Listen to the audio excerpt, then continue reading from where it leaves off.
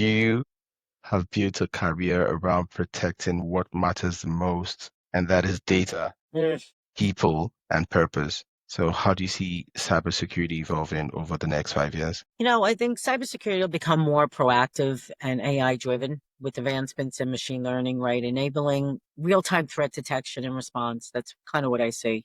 I think the focus is going to shift towards predictive analytics, right? Automation, more zero trust architects to counter increasingly sophisticated cyber attacks. You're going to need it, right? The next element of that is going to be quantum computing, right? I think that's going to play a pivotal role, like both as a challenge but as an opportunity. Looking for expert legal support you can trust? At Grayfield Solicitors, we simplify complex legal issues for both businesses and private clients across Essex and beyond.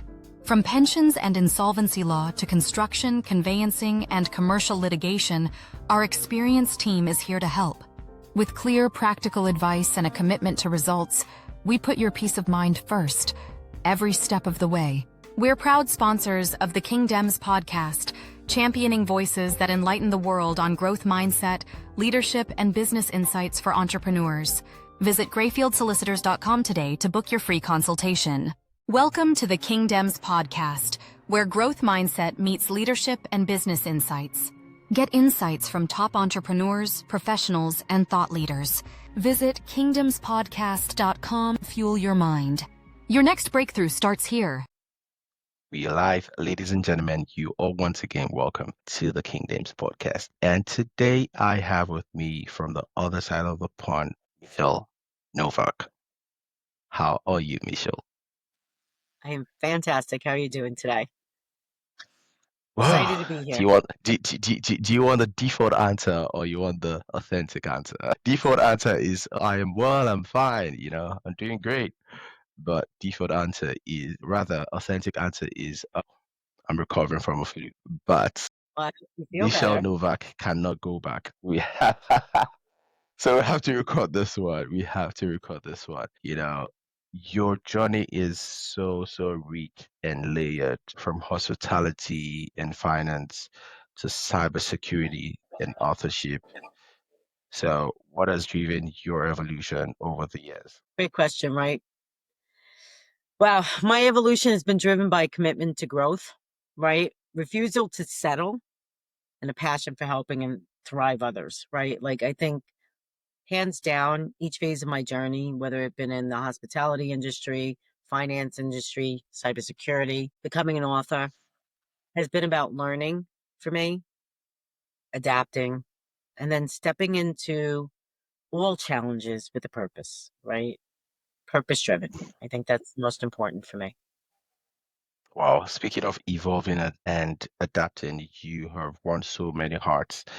You're that person, the proverbial jack of all trades, but then you are a master of some.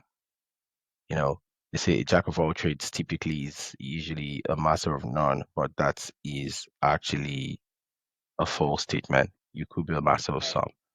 And of course, you have mastered, quite some, and you're always talking about living your best life. So, what does living your best life really mean to you? Yeah. You know, for me, living your best life means owning your choices, right? And embracing every opportunity that's out there and aligning your actions really with your core values, like who you are, right?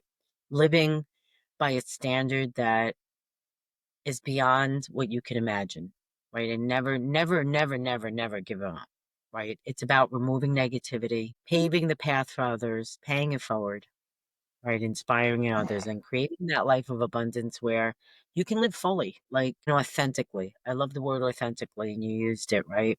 With the sense of purpose. I'm always going to drive back with the sense of purpose every single day. And I think the most important thing for me is living the best life is being with family and having a strong faith. Strong faith, my friend, right? Strong faith. I love Believe. that. Yeah. I love that. I'm a man of faith, Without faith, it's impossible to please God. And my faith is Christianity, anyways. Hebrew 11:1 says, "Faith is the substance of things hoped for, the evidence of things not seen." And I think it went further in that chapter to say that Abraham had faith and it was counted unto him unto righteousness. And of course, for without faith, it's impossible to please God. Speaking of opportunities, you do talk about, harnessing opportunities. And one opportunity that you have quite harnessed is cybersecurity. So you founded Cardinals Bytes to help small businesses to navigate cybersecurity challenges. So why do you think so many small businesses still overlook the importance of digital security and what is at stake? That's a loaded question, right? Many small businesses, I think, overlook digital security because they assume they're too small to be targeted, right? Or they believe cybersecurity is too complex or too expensive. They have no idea the worth, right? What's at stake is everything, right? Client trust, regulatory compliance, when you talk about that, and the survival of their business. 63% of all small businesses are attacked in the first year. And out of those, 60 go out of business because of it, right? If you're not prepared. A single breach can lead to devastating financial and reputational damage. And I think that's why many small businesses overlook it. They don't understand it. They don't understand the benefits. I know that from speaking with my clients in the educational piece. Actually, lines is something I like to say. When the use of something is unknown, abuse is inevitable. Mm, So yeah, we can blame a lot of small business owners because no, you don't know, but ignorance is not admissible in the court of law. So we have great individuals like yourself putting the word out, sensitizing small business owners regarding that importance of cybersecurity, specialize in breaking down the compliance in layman's terms. So what are the top three misconceptions that small business owners have about cybersecurity compliance? misconceptions, right? I would say compliance equals security. Many people think meeting a standard is enough, but compliance is not just a baseline, right? They think, you download your malware bytes or whatever it is that will protect you from, that you have, antivirus loaded and you're protected against everything. So that's probably one of the first misconceptions, right? Uh, and security is only an IT issue. I get that a lot, right? Like, well, the IT guys will take care of it. It's a business wide responsibility, right? It involves policies, training, leadership. You have to have it built into your posture in your business today, right? Just like you would be planning for sales, you need to plan for cybersecurity. It's that essential, right?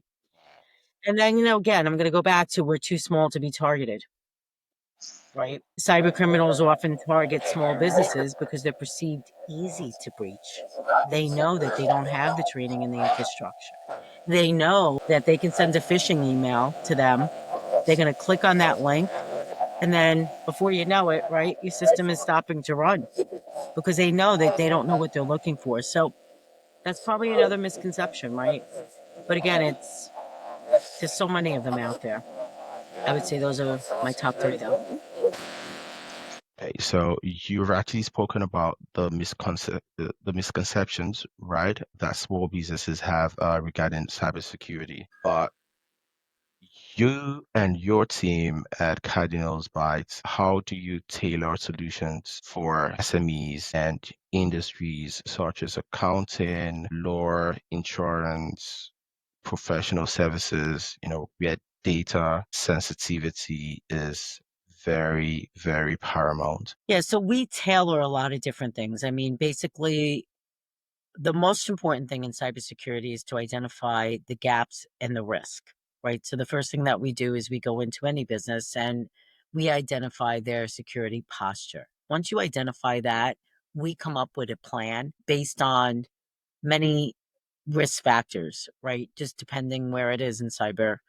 So most of the time though, what'll happen is the majority that we target will be like multi-factor authentication, right? How they handle backward updating software systems, right? What systems can be exploited. We take a look at the vulnerabilities of those systems. We take a look at their software. We take a look at the infrastructure from being sound to not sound, right? Could be physical security as well. Sometimes when we're doing a risk assessment, it's not only about your networks and your websites, it's about your physical security, right? Like, do you allow people to just walk in and walk around, and can they see information on your computers? Can they plug in a USB? There's a lot of different elements to it. And then we do education, uh, security awareness, right? Teaching people what to look for, because that's important. But that's So kind I of think that's very, very important because a lot of people don't even know what to look for. right. And I think that's where we start. I have clients that are just singular, right? One person. And I think my largest client has about 900 people, right? So, what's needed for that one client versus someone who has 900 is completely different, right? So we tailor it. We tailor those solutions based on what they need, right? It's going to be a whole different ball game for that one person versus the 900 and the needs of that Exactly. organization. But for businesses that have limited budgets, what practical low-cost strategies would you typically recommend for them to stay protected and compliant? So I work with some businesses. I mean, I'm always about helping the community. It's not all about money, and I believe that, right? Sometimes you have smaller businesses who are just starting out. They need to get compliant. I share the resources. There's free resources out there, whether it be through the federal government, through the state, that will actually help them get compliant, right? I'll start them off. Sometimes I do risk assessments for them, and I don't charge them because I want them to learn. I want them to build that security trust posture.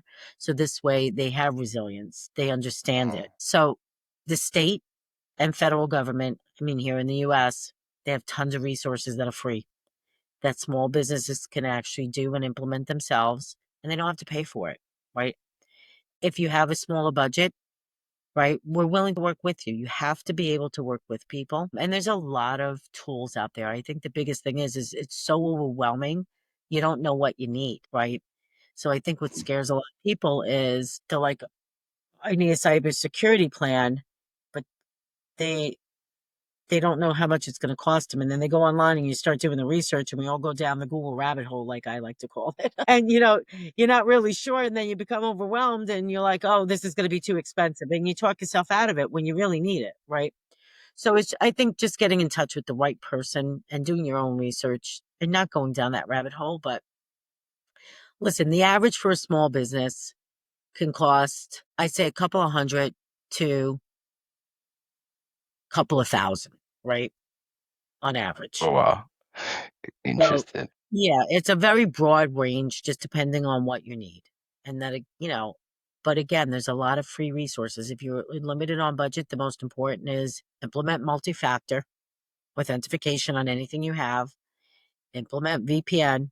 I'm going to tell you that right now. Back up your data regularly, right? So you have a landing point.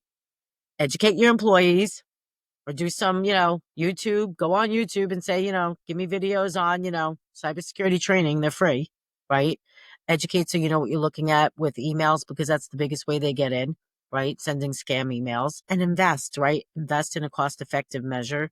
You know, it's paramount, right? If you get a breach, again, it could put you out of business, right? You don't want to lose your client's trust. Your data is a lot of people don't understand that, but the data that you own is what they're after. And that is your biggest asset, right? It's not just an Exactly. expense. It's not just an expense, cybersecurity. It's a safeguard for the longevity and trustworthy of your business. You have to have that. You lose trust, you lose everything. Exactly. You're talking about the Google rabbit hole, and you're reminding me of an older friend of mine. She will know herself from this. And shout out to you. She calls herself a Google patient.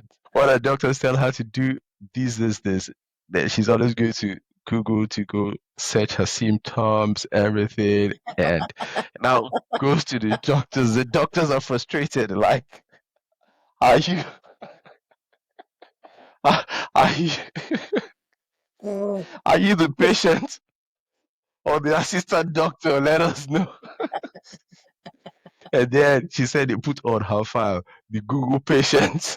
They're Google page. Listen, I mean, yeah, I know somebody who does the same thing, like right to it, right? Like, and they know better than the doctors. So, like, listen, I mean, we're all at fault. We love Google. We love these tools. I mean, they're great. They help us, right? Chat GPT, AI, all of that. But, you can go down a rabbit hole. That's what I always say.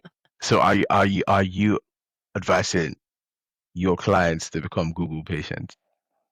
Yeah, no, no. I think what I'm advising them of is reach out to your local cybersecurity person, right? Whoever it might be, and ask the questions. Gain knowledge, right? 20% of my knowledge, someone else doesn't know. And 20% of their knowledge, I don't know.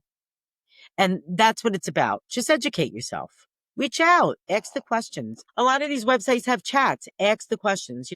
Of course, people are out there to sell, right? You're in business, you want to have products, but that's not what it's about. Well, for me anyway. Ask, call, you'll get the answers that you need. I mean, small businesses need an infrastructure. In New York, where I am, I mean, there are state requirements that you have to be certified for certain fields and licenses. So you got to know the regulatory end of it. Cyber is so big today.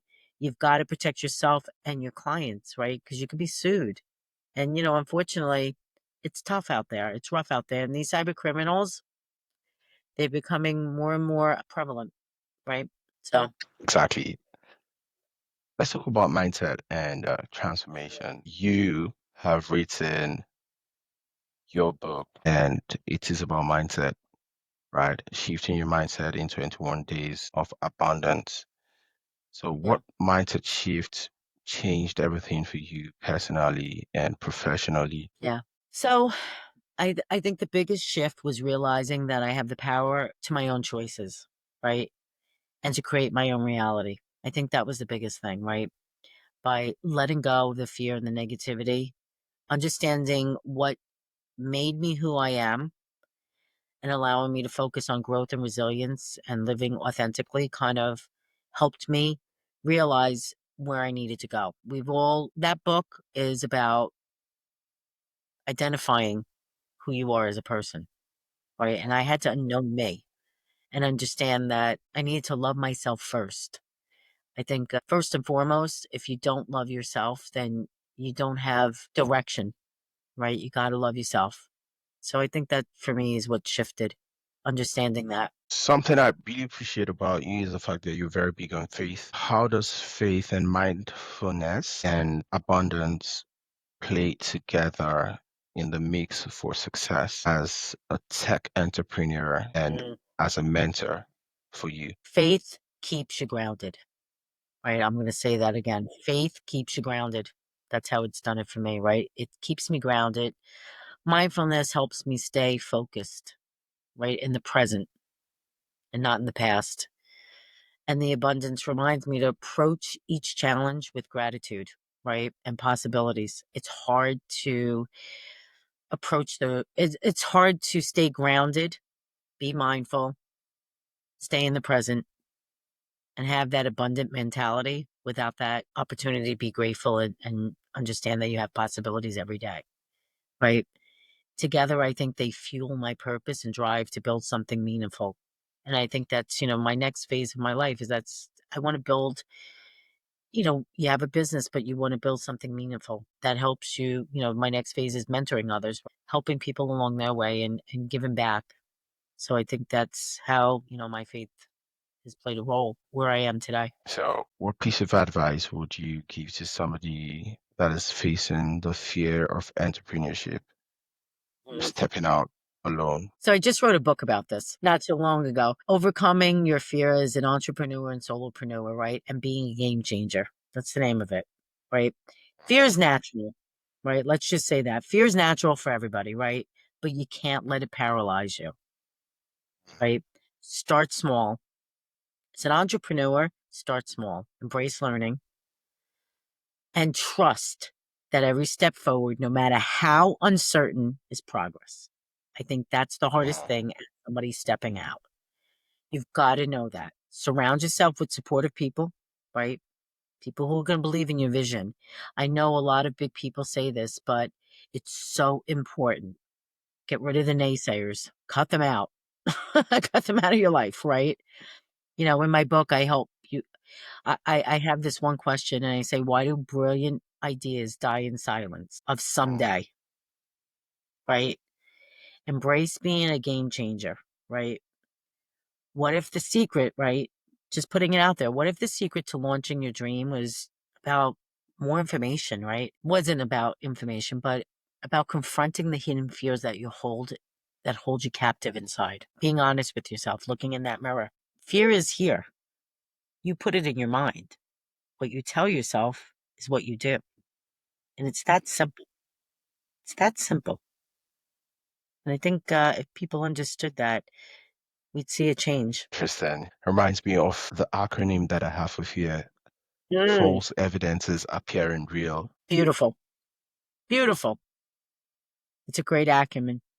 You know, I like it. I'm going to use it. I'm going to use it. It's a great. I wish I would have thought of it. Okay, we can both use it then. We can Absolutely. we can both use it. Well, I call you a champion of resilience, but what's that personal moment where you have had to rise above chaos and keep going? A rise above chaos. I'd say when I transitioned to cybersecurity, right? I faced imposter syndrome big time. Oh, I'm telling you, I definitely had it. And it was a steep learning curve, into a new industry, right? Instead of giving up, though, I leaned in. I leaned in hard. I found myself a mentor, right? I sought mentorship that really helped me understand that I am resilient. It reminded myself that growth happens outside of when you're not comfortable, right? Outside your comfort zones. That challenge became the foundation, I think, for my success today because I just leaned in hard. Like it was tough, right? Cybersecurity is tough. The industry is tough. It's, women in cybersecurity, it's even that more tougher. I mean, we've made great strides, but there's a long way to go. So I would say that's probably one of the hardest times or the transition in my life that I rose above. but you've actually admirably risen above the chaos, and not just for yourself, you are an inspiration to others across the globe. You are Thank an you. inspiration to me, and you are highly appreciated. You Thank have you. been a You're welcome. You've been a leader, both in corporate America and as a business owner. What would you say are the most important leadership lessons you've learned across the two domains? Leadership is about empathy, right? It's about empathy, adaptability, and leading by example. Those are the three things that I've always learned, right? You're not above. Leave the title at the door Oh, and drop the ego. Okay. In corporate America, I learned the importance of clear communication and decision making, right? Critical thinking. And as a business owner, I think I realized that empowering others, fostering trust, and staying true to my vision are the oh. key to build something impactful. I think that's probably where I would leave it at. I love the part where you talk about leading by example. Reminds me of something, a leader I admire a lot from my time at Peter used to say. And interestingly, he was on this podcast sometime last year, Tolu Adeleke. He keeps talking about what is important is not the example of your power, but the Mhm. power of your example. He's absolutely right. You're on show. So spot Yeah. on with, it aligns very much with, what you're saying. What's really important is the power of your example. And yeah, servant leaders are always the best leaders, right from time immemorial. Jesus Christ, Prophet Muhammad, Mahatma Gandhi, name any great leader. What has always been powerful is the power of their example and their service to humanity. When we talk about collaboration, what role has collaboration and community played in your growth, and how do you recommend leaders building intentional network? When I think about collaboration, right? Collaboration and community have been instrumental in my journey. It has. I mean, the hands down. I think what kind of is important to me in the growth of it is mentorship, partnerships, and shared knowledge have shaped my path. Like, without that, I don't know if I would not have given up. I recommend leaders building intentional networks, right? Today, it's about being intentional, inviting in those, again, that are going to be authentic, offering you value, and seeking a diverse perspective is important. Mm. It's so important because it gets you out of that comfort zone. It gets you thinking, it gets you engaged. It gives you more than just a relationship. And that relationship needs to be rooted in trust and mutual growth, right? To create those opportunities for everyone involved.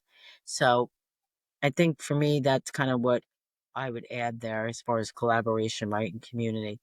Community, we're trying to build, like one of my journeys is with my mentor is build a community for cybersecurity specialists, right? To learn and grow. Like we don't see much of that out there. So it's important to do that today.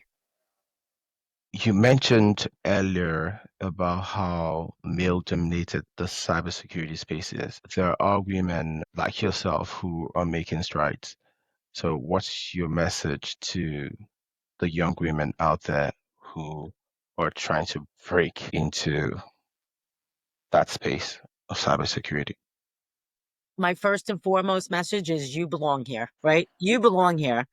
Don't let stereotypes or self doubt hold you back because that's in your mind, right? Don't let the doubts fear you. And your unique perspective is your strength. Always know that, Oh, right? oh, Seek mentorship. Stay curious. I think for me, never stop learning, right? Constantly learn. You know, the tech world needs more women. I truly believe that, who are ready to be innovative, lead, and inspire the next generation. You know, but believe in yourself. You got it. Follow what you have. That's what I was saying. I'll just say it one more time. You belong here. You know, you have built a career around protecting what matters the most, and that is data, Mm. people, and purpose. So, how do you see cybersecurity evolving over the next 5 years? I think cybersecurity will become more proactive and AI driven with advancements in machine learning, right? Enabling real time threat detection and response. That's kind of what I see. I think the focus is going to shift towards predictive analytics, right? Automation, more zero trust architects to counter increasingly sophisticated cyber attacks. You're going to need it, right? The next element of that is going to be quantum computing, right? I think that's going to play a pivotal role, like both as a challenge but as an opportunity. I was just at the cybersecurity summit 3 weeks ago, and they were talking a lot about quantum, right? It's going to be driving the need for quantum resistant encryption, while opening doors to faster and more efficient data processing, right? We see it today. It's incredible, right? So I think that's what you're going to see, right? I think innovation and trends that excite me, and a lot of it is the things that you can do today. The technology is so advanced that it's a game changer, right? It's can automate anything. You can automate anything today.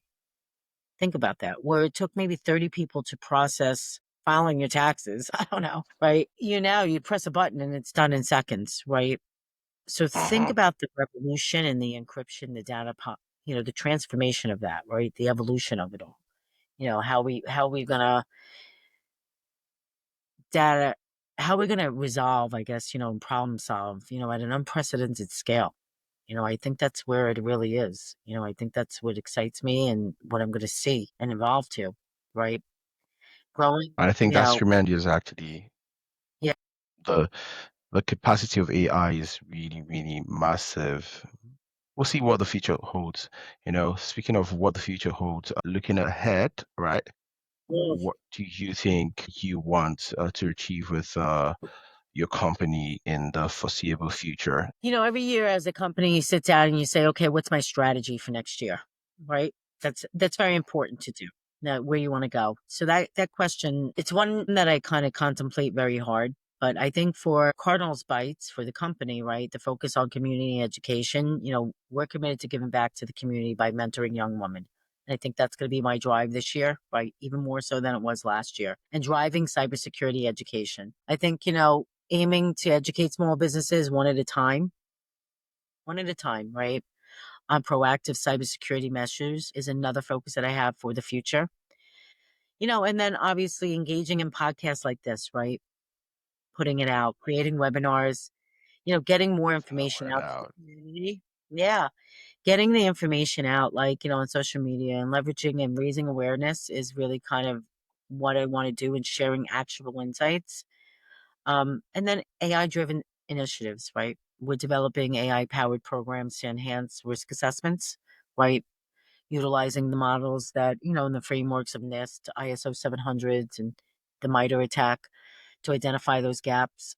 And the program will automate compliance reviews and streamline those protocols, right? Ensuring businesses remain aligned to regulatory compliance. So it's another focus that I have this year. But again, I think my biggest focus will be building cyber awareness to the communities, right? And then my next book. Ha ha ha. Yeah, definitely. We can't wait for that. But we know you're a very busy woman, and we have less than 5 minutes with you, and we are gonna take you through five quick fire round questions. Are you ready to rumble? Hey, I'm so up for the just a chapters. Let's quick, do it. just a quick answer. Number one, what mindset mantra that keep you going? These are supposed to be quick, right? Own your choices, embrace resilience, and live with a purpose. Okay, that's cool. Uh, Number two, favorite cybersecurity myth you love to bust. Small businesses aren't just targeted. Cyber criminals love easy wins. I like that. Number three, a book that changed your thinking, your mindset, Mm, basically. Book. I want to say Atomic Habits by James Clear, right? It's Whoa. all about small, Do you know you're the discreet. second guest? You're the second guest mentioned in that book. Good book. Whoa, it's a great book. Yep. It's about small changes, right? Creating big results. That's what it's about. Wow, that's great. Second guest in the span of, I think, a week or two, you mentioned that Mm, same book. And number four, Interesting. what's something you wish every small business owner knew about risk? I think for me, it's probably ignoring cybersecurity risks that can cost you everything, right? Prevention is always cheaper than recovery, right? Be proactive, not reactive. You don't want to be in that space. You don't want to turn on your computer and have a black screen or your websites go down. And I'm going to just share it. I know this is supposed to be a quick round. I had a client of mine when known web host was attacked last year. 300 of his websites went down for 4 days. He lost 4 days of business. So think about it, right? That sounds Be stressful. proactive. That's stressful. Yeah, I'm sweating already just hearing that. yeah. Well, it Whoa. happens. The fifth and final one is one word to describe your legacy in the making. I have a word on my mind, I have but a I only word, but I don't know if that's the okay. word I want to use. I'm trying to describe it best. I guess empowerment, right? One word would be empowerment. Do you want Empowerment to know for my me. word? What's your word? Impact. Impact. Nice. I'll take that one. It's a good word. Whoa. So you take my word away. Why Is my not? word against your word? Listen, no, we'll agree to disagree. Literally, it's my word against your word. Wow, wow, wow. It's been quite a great session today. I always love to say an attitude of gratitude is good attitude. And if someone shares their time with you, it means they're sharing their life with you. So thank you very much for sharing your time and of course your life with me and my audience. Love and respect to you all the Absolutely. way from the other side of the pond. Thank you very much.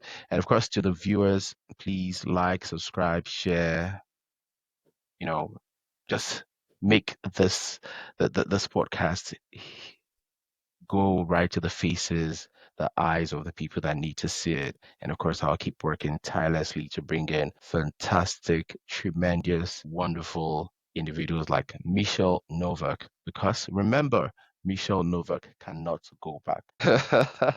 Love it. That's fine for me. Yay.